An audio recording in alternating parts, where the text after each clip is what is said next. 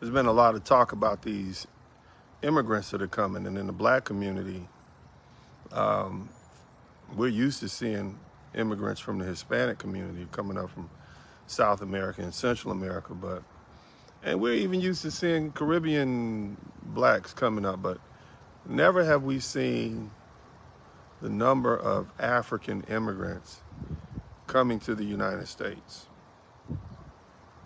And if we know anything about African immigrants and immigrants in general, when they come to the United States, they tend to stick together.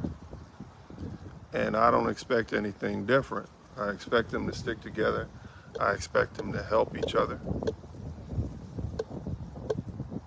I expect that those who are better off are going to do their best to help their downtrodden immigrant brothers, especially those who are of African descent and they're coming from West Africa.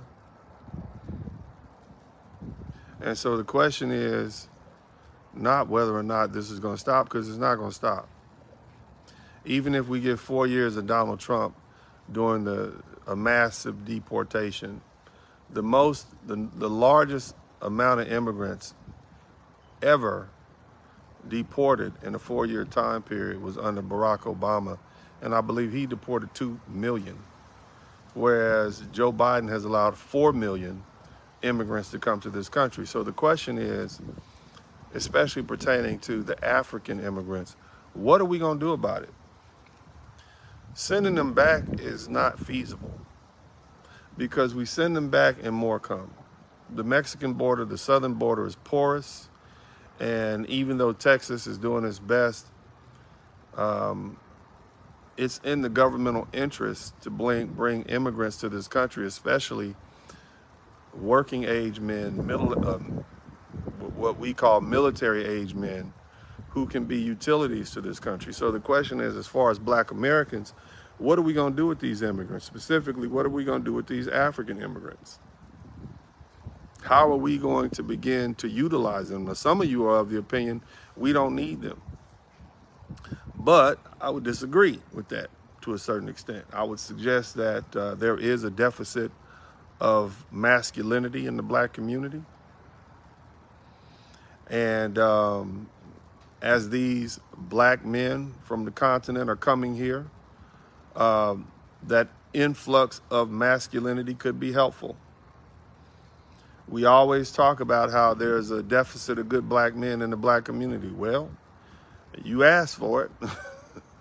You wanted black men, right? Well, you can't get no blacker than black men from West Africa. That's why that's why African ancestors originally came from. So you get people who are related to you genetically, who share a very similar phenotype, genome. Most of us, when we take these DNA tests and we examine our history, we see where we come from. Most of these black men coming over here from what we call the Gold Coast or the Slave Coast. And so here we are.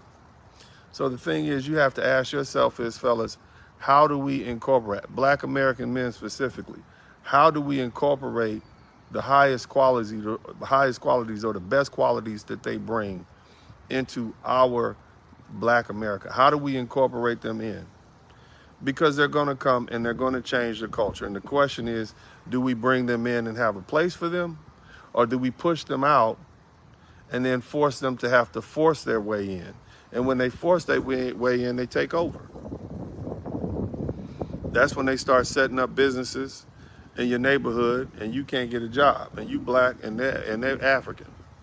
Or they start getting positions in universities and they get the higher positions and they don't let you in. I'm just suggesting, look, here's a stat that you all probably don't know. There's 45 million African Americans people in the United States. About 1/4 of that group are people of Caribbean or African descent. So that already knocks it down to about 32%, or 31 million out of, let's say, 1 billion Africans on the planet. Out of 1 billion Africans on the planet, or 2 billion Africans on the planet, African Americans compose about 30 million. That's a very small percentage. I think it's less than 2%. And so this was bound to happen. There's a deficit here in the United States. We need men to come over and take the place of the men who are now walking away from society. So what is the government doing? The government is opening up the floodgates to replace us. And I've spoken on this subject before. These immigrant men, whether they be from Asia, Latin America, Europe, the Middle East, or Africa, they are here to replace American men. They are here to become the backbone of American society, or at least fill in some gaps. Those of us who have been here for a while, we've had an opportunity to elevate ourselves, to build up our economic base, so that we can become part of the ruling class. And when I say ruling, that only means financially in a position where you're the one that does the hiring and the firing. And if you haven't, well, now you got competition. If you're on the low level of that triangle with the billionaires and the business owners at the top, and you're down there with the masses of people, now you got to compete with immigrants who are willing to work 2-3 times as hard as you because they had it harder. So the question is, how do we incorporate them into our best interest? Now, I'm going to say this. African American culture has been on the decline since about the 1980s. Some of you all may not like that conversation. You may not like to hear that, but it's true. Because in the 1980s, we sold our soul for money. In the 1980s, we decide the materialism, the get the bag, the inception of the get the bag culture at all costs, we decided that was more important than blackness and brotherhood and sisterhood. How do I know? Look at history. The 1980s and the early 90s, we literally sold poison to our own people and made songs about it, glorifying it. And the poison that I'm talking about is crack cocaine, heroin. We glorified it. We made heroes out of the drug dealers, didn't we? Listen to the song. Listen to the songs from the 1980s, especially when gangster rap came in. Listen to it. Now, we always blame the record executives for financing these type of songs and this type of music and these type of movies and films and whatnot. But we were willingly and happily played a part in it. And we glorified those guys. We glorified the damage that they did to the black community, to which we still haven't recovered. We even glorified men going to prison. Going to prison was like the rite of passage. And so since the 1980s into the 90s, even gangbanging, we glorified it. The unaliving of people that look like you was glorified. You respect the person that got shot. I respect the shooter. We glorified this genocide. So when I tell you that black American culture has been on the decline since the 1980s, I can point to you through the music, which is a manifestation of what's on the collective mind of the people, the arts that they produce. If you go to a culture and they got a lot of perverted art, like the Greeks, and they had a bunch of photographs and songs about, weird stuff going on, weird sexual stuff, that was the culture. If you listen to black American culture from the 1980s and 90s, during those gangster rap era, that was the culture. It was reflective of the culture. Don't blame the music. The music was just a manifestation of what was on the collective minds of the people of culture. And it was degeneracy. And now that degeneracy has culminated into the demise of black American culture, to the point where you have little children, little female children who are twerking, little boys who are running around. They don't know if they are they or them or him or her. They don't know what a boy is, what a girl is. You got black women who are the biggest supporters of they're the biggest supporter of men who ride the rainbow. And they're the ones who give birth to the drug dealers and date the drug dealers and have sex with the drug dealers and have children by the drug dealers and the men who get out of prison. So this influx of African men coming to the black community, it could be very helpful, especially if we meet these men with open arms. Because look, let me tell you something. They're coming anyway. Let me say that again. They're coming anyway. So the question is, what you gonna do with it? Are we gonna greet them with open arms? Are we gonna allow to bring them in and inherit some of their culture? Huh? Because you might say a lot about Africans, but at least they're still men. At least they're still men. When I look at these African leaders, they're the only ones in the world, other than Russia, who is fighting against the rise of the rainbow. They're the only ones bold enough to stand up against America and say, no, you're not bringing that over here. So these are the type of men that are coming to this country. And we need those type of men. Now, whatever differences you may have with Africans or Caribbeans or Black Americans, they're still coming. And they're going to be part and parcel of what we call Black America. And a lot of you all are going to have to deal with change. A lot of you all are used to collard greens and chitlins and whatnot. And a lot of these men, they don't eat that. They don't dance to what you dance to. Culturally, they have different last names and a different ethnic heritage than you, but they're still going to be lumped in with the black community. So what are you going to do with them? Are you going to fight against the inevitable? Are you going to incorporate them into what is Black America and go ahead and accept the change? Some people are going to fight it. You got to separate yourself from the countries that these people come from and their nationalities from where they are right now. At the point where they enter into the United States and they are delineated or designated as Black American or African American, they're bunching us all in the same group. So what are we going to do with them? That's the question you have to ask yourself. Are we going to have a civil war? Huh? Is that smart? Is that a good idea? That's not what happened when the Irish and the Scots came to New York.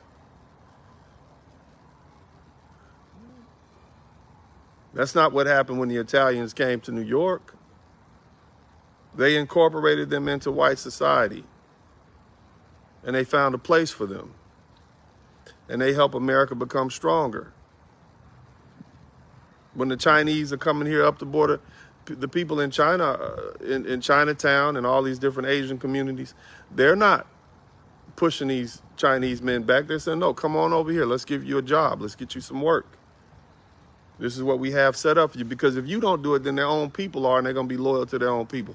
What are we as Black Americans? How are we going to make this benefit us? How are we going to take the best of what they have to offer and incorporate that into our culture and make it stronger? That's the question for the minds. That's the question for those who are thoughtful. I'm not concerned about where they came from. I'm concerned about where they are right now. There's an old saying, it's not where you're from, it's where you're at. They're here now. They're going to be living in your Black neighborhood. They're going to be living in your schools. Look at Harlem. Where do you think they putting all these immigrants, especially these African immigrants? They're putting them in Harlem.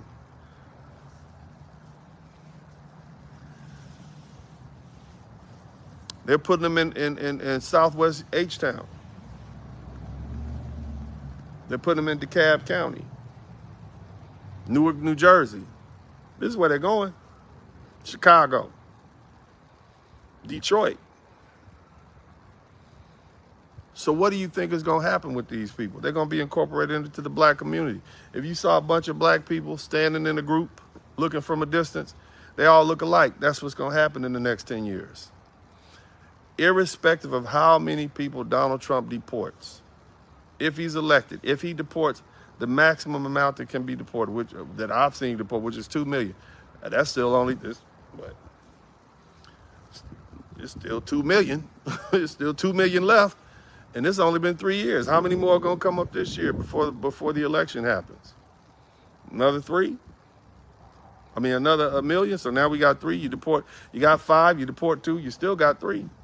3 million immigrants. And then plus, when Donald Trump leaves, they're going to be here. This is what we have to deal with. How can they be helpful?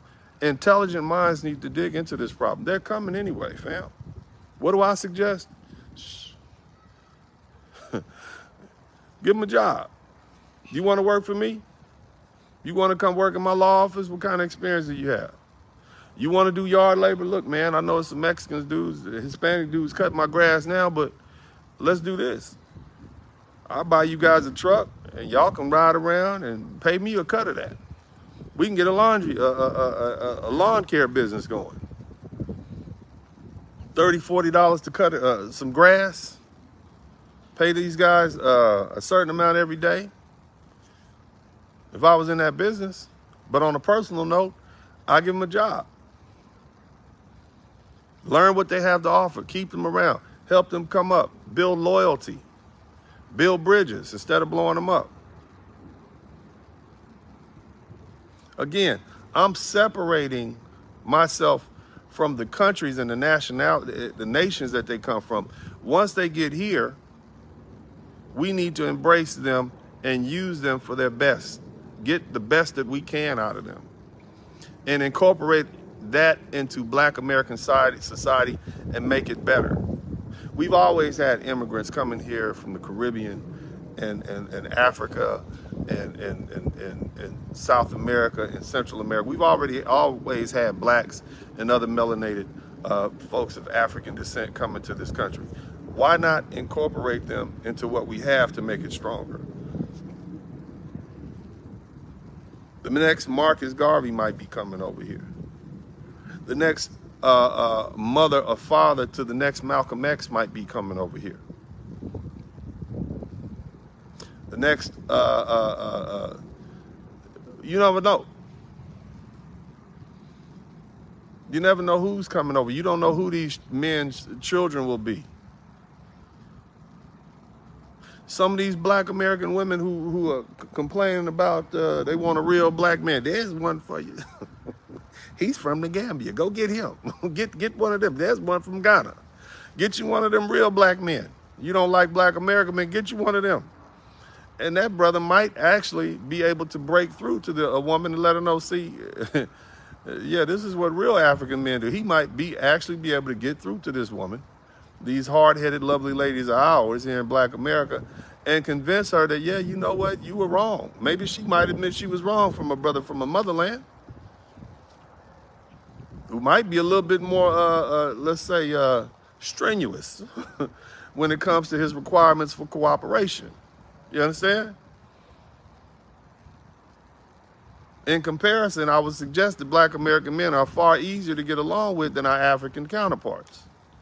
Nevertheless, these women might learn a lesson from them. They might get some culture in them. They might get absorbed into the culture, have some children. These children fathered by these African men might be separated from this degenerative culture that we had that's headed downhill. This might be our saving grace. This literally might be the parachute that saves us from falling and dropping to the bottom of society here in the United States. Might just be. And that's something to think about, fellas. See, again, there is going to be some initial discomfort. There's the meshing process where you have people from a different culture who have a different world view coming together, but they're all going to end up in Black America anyway. The question is, are we going to do like the other ethnicities do and find a place for our brethren? Or are we going to treat them like strangers and then become their enemy? That's the question that you have to ask yourself. Because at the end of the day, the dominant society sees us all as one big Negro anyway, right? So why not go ahead and benefit from that? Why not take the best that they have to offer, their culture, their family orientedness, their work ethic, their cohesiveness, their why not take that and bring that back and into Black America, bring those elements back into Black America and revitalize Black America? Why not do that? That's the question that I have. Y'all answer that for me, man. Shout out to all you brothers out there, man. I appreciate y'all. Thank you so much. I hope you enjoy these backyard conversations. I do.